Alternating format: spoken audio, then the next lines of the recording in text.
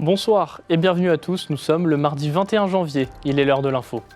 Un rafale de la base aérienne de Saint-Dizier à la rescousse de jeunes aviateurs, nous vous donnerons les détails de cet incident. Les attaques de loups continuent en Haute-Marne, nous vous partageons les réactions du président du département et des jeunes agriculteurs. Pour la première fois depuis 20 ans, le nombre d'habitants augmente à Commercy, une bonne dynamique à poursuivre pour la ville. En fin de journal, nous vous proposons une rediffusion de l'interview de Thierry Fauconne, auteur du 3e tome de sa trilogie Le Noyer de Jefferson.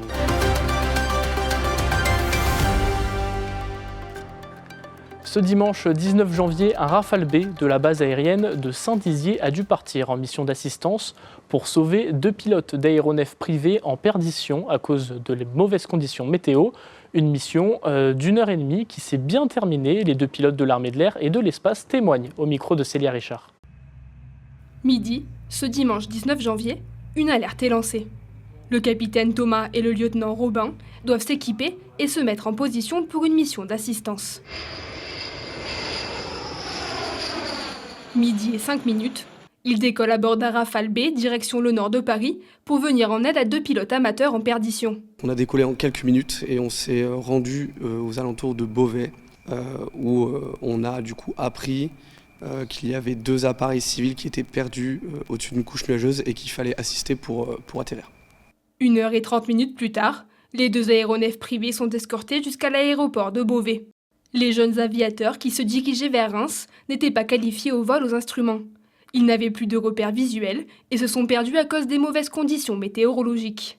Dans ce contexte, les 2 pilotes sont intervenus sous le commandement du Centre de planification et de conduite des opérations et de la défense aérienne. On est qualifiés pour faire des vols dans des conditions sans visibilité, alors qu'ils n'avaient pas les qualifications adéquates et du coup ils se sont retrouvés bloqués au-dessus de la couche et ils ne pouvaient pas percer les nuages en toute sécurité. Ce genre de mission n'est pas rare, surtout au niveau national. Pour autant, elle reste difficile et complexe pour les pilotes. C'est une mission qui se révèle finalement assez complexe, de par déjà la différence de vitesse entre les aéronefs interceptés et notre avion, mais également par l'expérience des pilotes. L'avantage qu'on a eu, c'est qu'ils ont su garder leur sang-froid et ils avaient encore un petit peu d'autonomie, donc assez de carburant pour tenir encore une petite heure et finalement se poser en sécurité. Pendant la mission, les pilotes ont été accompagnés d'un Mirage 2005 qui a décollé de la base d'Évreux et d'un hélicoptère de la base de Vélizy. Je vous le disais, les attaques de loups continuent de décimer les troupeaux haut-marnais. L'année dernière, 49 animaux ont été tués. Depuis le début de cette année 2025, ce sont déjà 36 bêtes qui ont succombé aux attaques de loups, sans compter les centaines de blessés. Nous vous l'avions montré la semaine dernière, les éleveurs avaient manifesté devant la préfecture de Chaumont cette semaine. Et aujourd'hui, Nicolas Lacroix, président du conseil départemental de la Haute-Marne, a réagi sur Facebook. Je le cite, qui s'intéresse au traumatisme de tous ces éleveurs touchés. Les maigres indemnisations ne sont pas à la hauteur de la situation qui met en péril la filière ovine entière, que l'État prenne ses responsabilités. Thomas Millot, président des jeunes agriculteurs de Haute-Marne, a lui taclé l'Office français de la biodiversité, dont les agents sont actuellement en grève.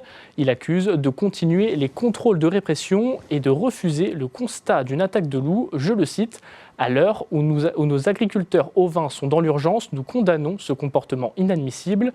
Leur cynisme est inacceptable. Les masques tombent. Une fois de plus, l'OFB prouve la bêtise dont elle fait partie. » Il y a quelques semaines, nous étions allés à Saint-Blain à la rencontre de Vincent, un éleveur à bout. Regardez. L'attaque a eu lieu ici, dans ce petit village haut-marnais. Il y a 3 semaines, Vincent a perdu 5 de ses brebis. Ce troupeau, c'est une affaire familiale. Viens, mes filles, viens. Il l'a repris à la mort de son père en 2017. Sa première attaque a eu lieu il y a 3 ans. En 2024, il en a subi 2 en 15 jours. C'est toujours dur de constater qu'une brebis se fait attaquer par le loup et dévorer. Après, pour réhabituer le cheptel, c'est compliqué aussi parce que c'est des bêtes, comme vous le voyez, qui sont très dociles. J'y vais tous les jours. Donc une fois qu'elles ont subi l'attaque, elles sont un peu paniquées. Donc on met du temps, faut du temps aussi à les remettre, à les réhabituer, tout ça. Le loup vient de plus en plus près. La dernière attaque a eu lieu aux abords du village. Ici, les maisons et l'église ne sont qu'à quelques mètres. D'après les constatations, on parle d'un autre loup, c'est pas le même loup qu'habituellement, donc c'était un jeune loup. Là, sur 11 bêtes, il m'en a tué 5 et il en a blessé une. À cette période, Vincent sait que le prédateur rôde. Il a peur le soir, la nuit et le matin de découvrir que son troupeau a été attaqué. À bout, il a décidé d'arrêter l'élevage. Qu'est-ce qu'on fait? Et voilà, j'ai décidé de ne plus subir tout ça. Donc malgré tout, c'est un crève-cœur, hein, parce que comme je vous dis, hein, c'est pas d'aujourd'hui qu'on a la troupe là. Avec mon papa, on en a bavé. Ça a été aussi un investissement, hein, parce que c'est quand même un coût, hein, de monter un troupeau. On ne peut plus. Je vous dis, moi sur les 4 attaques en 3 ans, au total, ça fait 15 brebis de mortes, plus 2 de blessés, mais sauvés, mais blessés. Ben voilà, si je continue comme ça dans 10 ans, moi ma troupe elle est pour le loup, donc stop. Celui qui terrorise les éleveurs du département, c'est lui. Sur cette vidéo amateur prise il y a 10 jours, l'animal se balade dans les champs.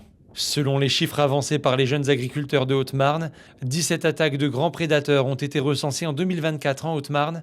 Au total, 39 animaux ont été tués.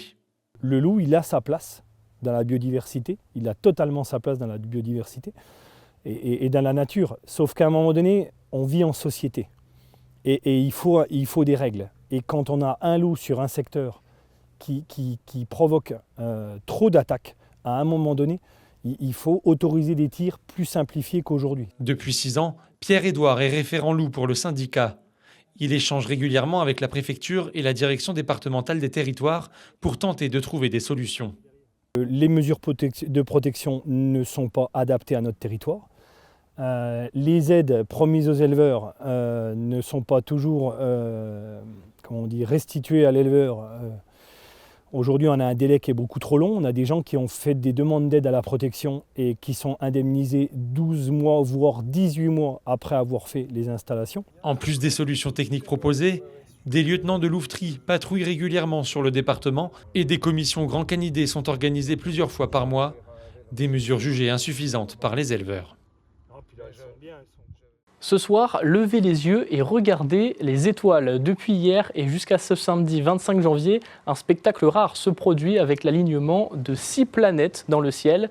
Comment les voir? Eh bien, les planètes sont visibles à l'œil nu, mais pour observer Uranus et Neptune en particulier, équipez-vous d'un télescope, de jumelles si vous en avez. Pour cela, il vous faudra attendre qu'il fasse nuit noire, donc après 17h30, 18h. Éloignez-vous des villes pour éviter la pollution lumineuse et utilisez une carte du ciel pour vous repérer. Tout autre chose maintenant, en 2005, Commercy comptabilisait plus de 6500 habitants. Depuis, la population de la ville n'a cessé de baisser. Mais cette année, et pour la 3e fois depuis 3 ans, le nombre de commerciants a augmenté. Une réussite pour la mairie qui compte bien poursuivre sur cette lancée avec l'ouverture de commerces. Les détails avec Léo Martin. 5610 habitants, c'est le chiffre du dernier recensement de Commercy. Pour la première fois depuis plus de 20 ans, la commune a gagné des habitants, presque 300 par rapport à 2021. Certaines usines du secteur se sont agrandies, ainsi de l'emploi a été créé. La mairie tente de redorer l'image de la ville. On essaye de refaire parler de Commercy et faire découvrir. Quand les gens viennent à Commercy, souvent il y a le coup de foudre et ils disent c'est une ville agréable, il fait bon y vivre. Donc ça, continuer à faire parler de Commercy à l'extérieur et puis nous, mettre à niveau nos structures. Dans les mauvaises nouvelles meusiennes, je vais dire, nous, ça fait toujours plaisir de voir qu'on a au moins arrêté l'hémorragie, hein, et en espérant que ça remonte et que Commercy retrouve 6000 habitants, c'est un peu l'objectif qu'on se fixe. Depuis plusieurs années, l'ensemble du territoire de la Meuse perd des habitants. D'après l'Institut national de la statistique et des études économiques, le département perdrait 53 000 habitants d'ici 2070. Il passerait de 185 000 à 132 000. Les commerciants, eux, sont satisfaits de la commune et ils comprennent que de nouvelles personnes s'y installent. Franchement, c'est une ville paisible, c'est tranquille, et puis tout le monde se connaît un peu, donc c'est assez sympa comme endroit. Franchement, ça dépend si l'environnement il change, mais s'il ne change pas, honnêtement, je pense déménager assez vite dans une grande ville, parce que là, on se connaît, etc., c'est bien, mais il n'y a pas assez d'activités, même pour les enfants. Franchement, c'est une ville agréable. elle commence à se développer, on voit des structures se former et tout. La ville se développe, elle grandit. 4 nouveaux commerces ont ouvert dans la commune. Un renouveau souffle sur Commercy. Nous vous proposons ce soir une rediffusion de l'interview de Thierry Fauconne, auteur de Polar, qu'Antoine Regnault avait reçu en mai 2024. Après 20 ans de service en tant que gendarme, Thierry Fauconne a décidé de se dédier à la littérature. Il vient de publier le 3e tome de cette trilogie, Le Noyé de Jefferson, le roman policier aux multiples rebondissements. Bonsoir Thierry Fauconne. Bonsoir. Alors vous êtes donc haut-marnais, romancier. Parlez-nous finalement de ce dernier ouvrage, Le Noyé de Jefferson. Ah bah écoutez, effectivement, c'est mon 3e bébé. Celui-là, j'ai mis 1 an et demi à l'écrire, donc il est sorti au mois d'avril. Voilà, visiblement il a l'air de plaire, donc c'est dans la continuité en fait par rapport aux 2 premiers. On est toujours plus ou moins avec les mêmes personnages, les mêmes héros. On en rajoute un peu, on rajoute un peu plus d'intrigue, et ça reste surtout centré en fait sur la Haute-Marne, sur Chaumont, après d'autres villages, d'autres villes, mais j'en dis pas plus, je vais laisser le lecteur. On va en parler. Pourquoi ce titre déjà ? Eh ben en fait c'est Jefferson, on va en parler au début, et le noyé, on va parler à la fin. Voilà, donc en fait, derrière, ce qu'il faut savoir, c'est que le noyé, avec le R à la fin, donc c'est l'arbre, le noyé de Jefferson, c'est le pacanier, c'est l'arbre qui produit la noix de pécan. Et en fait, derrière, j'ai joué un peu avec les mots, justement, et puisqu'au fur et à mesure, en fait, j'aime bien, justement, rappeler la présence américaine un peu dans notre département, que ce soit, dans ce cas-là, c'est la Première Guerre mondiale. Je l'ai rappelé aussi dans le 2e avec la présence américaine à Spoutier. Et voilà, donc pour ça j'ai joué un peu avec les mots comme j'ai pu le faire avec les 2 précédents titres. Justement, tout de suite à cette question que j'avais prévue pour vous, effectivement, cette trilogie franco-américaine, donc c'est un choix de rappeler un petit peu cette présence américaine sur le territoire haut-marnais ? Exactement, parce qu'en fait derrière, moi j'ai de la famille en fait qui a travaillé notamment sur la base de Spoutier, et j'ai aussi des cousins qui étaient soldats américains justement sur cette base et qui sont retournés outre-Atlantique après avoir servi en France, et qui se sont mariés avec des cousines d'origine française. Alors, on va revenir un petit peu sur vous. Quand est venue votre passion pour la littérature ? À quel moment vous avez dit je vais écrire justement ces romans ? À l'époque, c'est vrai qu'après, le pur côté gendarmique, en fait, c'est on écrit des rapports, on écrit des procès-verbaux. Voilà, c'est très, on va dire, c'est la façon d'écrire de manière juridique. J'ai pas dit que c'est très ennuyeux, mais bon, c'est très soporifique. On ne pourrait pas écrire un livre de cette manière. Ouais. Alors là, il a fallu que je réapprenne à écrire. Je me suis retrouvé en brigade, moi, à Sapinay, et en fait, mon époux s'est inscrit à une troupe de théâtre, et je me suis mis à écrire en fait quelques pièces pour leur troupe, et c'est là qu'est partie en fait l'envie d'écrire, et je me suis lancé dans le premier. Vous n'avez pas toujours eu cette envie d'écrire ? En fait, ça me trottait dans le coin de la tête. Après, sur l'impulsion de membres de ma famille, en fait, je me suis lancé. Alors, Chaumont, pourquoi Chaumont comme cadre, justement alors, on le dit, c'est de la pure fiction, ça n'a pas de rapport avec effectivement vos enquêtes que vous avez vécues durant 20 ans de service, mais du coup, pourquoi Chaumont comme lieu d'intrigue ? Chaumont, en fait, c'est ma ville de cœur, c'est ma ville de naissance. J'y ai vécu. En fait, il y a énormément de choses sur Chaumont, et je ne parle pas uniquement de Chaumont. Il y a aussi tous les villages pittoresques tout autour. Et en fait, il y a énormément à voir. Je veux dire, vous pouvez passer sur le trottoir et pas faire attention aux petites statuettes qui sont dans les niches, à proximité du tribunal de Chaumont. Ça, c'est un exemple. Et ça, je le cite dans mes 3 livres, justement. Et voilà, c'est ça. Il y a des fois, surtout la nuit, il y a un petit côté particulièrement inquiétant. C'est sympa, parce qu'en fait, derrière, ça permet justement de jouer un peu avec l'intrigue qui se déroule dans Chaumont. Des inspirations, justement, une inspiration effectivement par ce patrimoine. Est-ce qu'il y a des inspirations, vous avez des inspirations d'autres romanciers, d'autres écrivains ? Ah non, en fait, j'évite de piocher chez les autres. Parce que alors, je ne vous cache pas qu'après le premier livre, c'est toujours compliqué, parce qu'en fait, on doit chercher son propre style. Alors moi, j'ai un éditeur qui est aussi chaumontais, qui m'a tout de suite rassuré. Il m'a dit non, le style, c'est très personnel. Il dit, allez-y, lancez-vous. Et donc, en fait, il m'a un peu libéré sur ce point-là. Je me suis lancé sans prendre d'exemple sur les autres. Et après, c'était parti. Après, pour le 2e et le 3e, on a toujours envie d'évoluer de manière positive pour offrir encore meilleur pour les lecteurs et les lectrices. Bien sûr. Et là, le 3e, un 4e derrière, ou ça va être la trilogie pour il y aura un 4e. Après, derrière, est-ce que ça va suivre ? J'ai une séance de dédicace la veille dans une librairie. Ça a été demandé. J'attends en fait le retour des lecteurs, parce que j'aime avoir leur avis. Parfois, ils me lancent des petites suggestions. Et justement, on en retrouve quelques-unes dans le livre. On me dit, j'aimerais bien vous parler de mon village, ça serait peut-être sympa. Et effectivement, je le fais. Je le fais généralement. Un petit tour de Haute-Marne à travers le livre.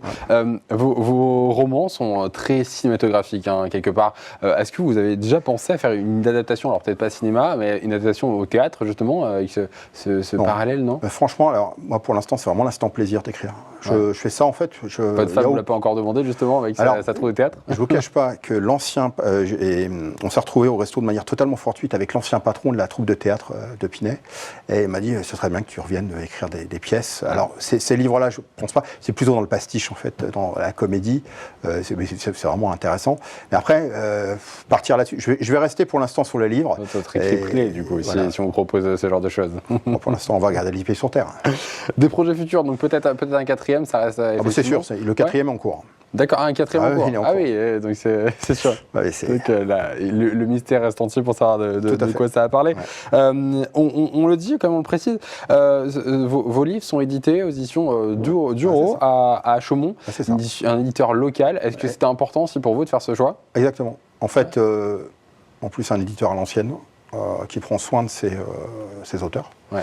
Il a commencé petit, il commence à devenir grand. Puis c'est vrai qu'il y a un très bon contact avec lui. C'est pas pour lui passer de la pommade parce que c'est mon éditeur, mais il y a un très bon contact avec lui. D'ailleurs, on va le retrouver au Salon du Livre de Chaumont à la fin de semaine. Bien sûr. Donc là, et vous y serez aussi? Oui. Ah, vous serez. Peut-être juste pour ceux justement qui pourraient venir justement au Salon du Livre de Chaumont pour vous rencontrer, pour acheter votre roman ou les autres. Si on doit peut-être donner une petite intrigue qui donne envie aux lecteurs de vous lire, d'acheter votre livre, ça serait quoi un petit résumé de l'histoire? En fait, c'est un peu compliqué parce qu'en fait les trois se suivent, sont complémentaires. Et alors je vais parler du dernier puisque il est question du dernier. En fait derrière, je parle en fait d'une caserne militaire qui se trouve sur la ville de Chaumont. Certains passent devant tous les jours. Et non, je pense qu'ils n'ont pas idée de son histoire, notamment son histoire post-guerre 1870, après l'invasion, la guerre franco-prussienne, pardon. Donc après, voilà, ça part de ça. Ça part de ça. Voilà, et après, tout... La suite à découvrir dans les rues de Chaumont. Voilà, tout à fait. Et la fin, alors, les gens m'ont demandé, c'est vrai qu'ils attendent une certaine fin. Et je vais leur laisser découvrir en espérant ne pas me faire flageller sur la place publique. Merci beaucoup Thierry Faucon. Je ne pense pas que ce soit le cas, en tout cas à lire, à vous rencontrer justement. Rendez-vous donc à Chaumont en fin de semaine ou partout effectivement dans les bonnes librairies.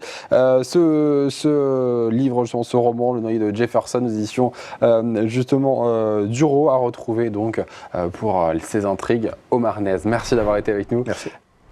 C'est la fin de votre journal. Merci de nous avoir suivis. Tout de suite, la météo et l'information continuent sur puissancetélévision.fr. Excellente soirée et à demain.